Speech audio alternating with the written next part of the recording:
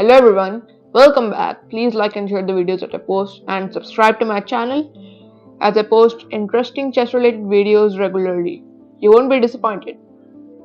The game I'm gonna show you today was played between Garry Kasparov during his prime and a strong Russian grandmaster Alexander Morozevich.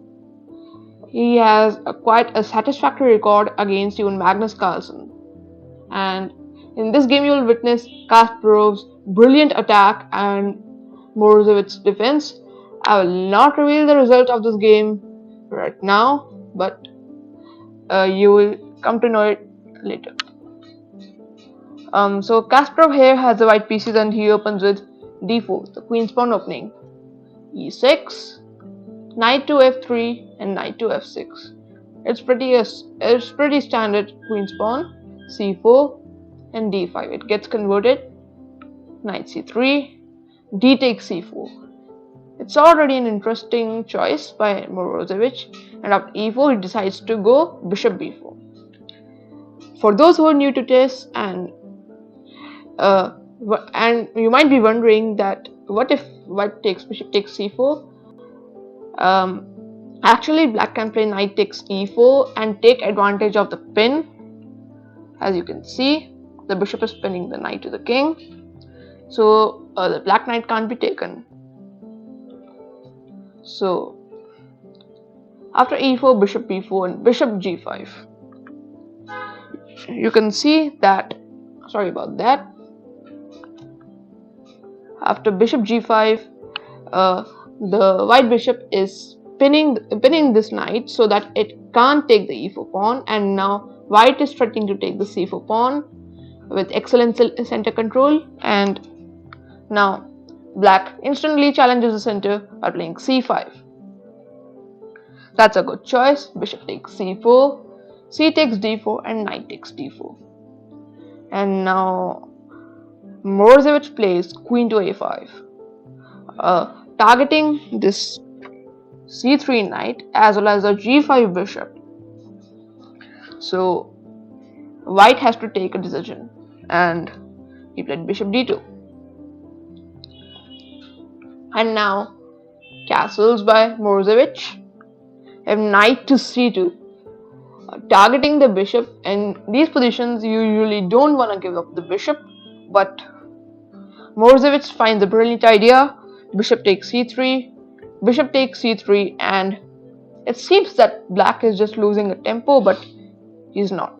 Queen g5, and now you see that the e4 pawn is attacked, but not only that, even the g2 pawn is attacked. Queen to e2, sacrificing the g2 pawn, and now queen takes g2. Morozevich accepts the sacrifice. We have long castle, sacrificing the e4 pawn even. After queen takes e4, rook h g1. And the point is that you can't take on e2 because of bishop takes e2. It seems that black is simply 2 pawns up. There's some way he might be winning, but he's not. This is because, let me show you a variation. King h8, and then the amazing move, rook takes g7, sacrificing the whole rook. King takes g7 and rook g1 check. And you might know that king h8 runs into bishop takes f6 mate, but you might be wondering about king h6. Sorry about that. King h6, and now try to find the maiden one, and of course it's bishop d2 mate. And so g6 was played instead. And now you might be wondering that the knight is left undefended, so why not take it? But here's the problem. Queen f4 check wins back the bishop, and black's dark square problem is now solved. So knight e3 was played, avoiding the queen raid now, and now e5, defending the knight and blocking the bishop's diagonal. And now Kasparov sacrifices a third pawn, f4. This pawn is completely undefended. Not even a single piece is defending this pawn. And bishop e6 was played. Morozevich didn't take the pawn immediately, and he is threatening a trade of bishops. And that's what you do when you are up in material. You try to trade as much pieces as possible. Bishop d3, and Kasparov avoids the trade as he wants to go on a wonderful attack. So queen takes f4 was played here finally by Morozevich. And now you have to be precise here. If you play a move like rook df1, then black will play queen h4, defending the knight. And if you play something like bishop e1 and say, yeah, I'm winning the knight, simply rook c8 check, king b1, and queen a4, threatening this mate, you can see. And if you try to stop b3, then simply queen c6, threatening queen c1 mate. And Kasparov saw all of that and decided to play rook gf1, as if you go to the same variation, this d1 rook will be defending the c1 square. So queen h4 and bishop e1. Now it's working, but still it's not something like white is winning. Still queen f4 was played in the game, and now after rook takes f6, knight c6 was played. If you play rook c8 check, simply bishop c2. I wanted to share a cool line after rook takes f6, knight c6 was played, but after rook c8 check, bishop c2, the bishop is not attacking the queen, and you can see that white has won the knight back. But once this a2 pawn is captured, this a1 square will be a huge weakness, and the white king will be thriving for survival. So knight c6 was played, and rook takes e6. Now Kasparov is trying to sacrifice an exchange just to ruin black's pawn structure and weaken his king. For example, if you take f takes e6, you see these double pawns, they are extremely weak, and in these type of imbalanced positions, the only way you can go on for a win is play actively in most of the cases.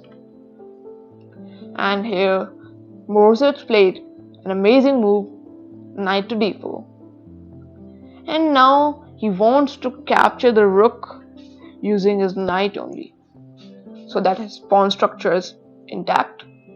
And queen g4 was played. You see, Kasparov is trying to force him into taking with the pawn. And just to remind you, knight takes e6 runs into queen takes a4. You don't want to lose a free queen. So if f takes e6, there's bishop takes g6, and if h takes g6, that's simply queen g6 checks draw. And yeah, so after instead of f takes e6, queen takes a2 was played in the game. And now you see my point that black might be threatening queen a1 check, and white has to play precisely to survive. So sorry about that. And now bishop takes g6 was played in the game, and it's a brilliant move. And the point is that, for example, if you take the rook with the queen, there's bishop f5 check, and it's a discovered check, and white wins the queen. If f takes e6, it's bishop b1 check, another discovered check, winning the queen. So instead, I wanted to show if white plays a random move, rook takes e5, there's queen a1 check, king d2, and queen takes b2, knight c2, knight b3 check is total insanity, and you can see that black wants to take the e5 rook. So I wanted to share another line, bishop b1, so that rook a8 check, bishop c3 loses to rook takes c3 check, and after b takes c3, queen takes c3, it's force mate. For example, if you win knight c2, it's knight b3 mate simply. After bishop c2, it's knight b3 check, king b1, queen a1 mate. And that's why I said that a white has to be really careful. After queen takes a2, Kasparov played at least one of the best moves, bishop takes g6. And now, after h takes g6 just played in the game, rook takes g6 check, f takes g6, queen takes g6 check, king h8, queen h5 check, king g8. They agreed to a draw. And this position is really a draw because white can't make that much progress, and white is an exchange down, so he has to go for perpetual. So I hope you enjoyed this video. See you soon. Goodbye.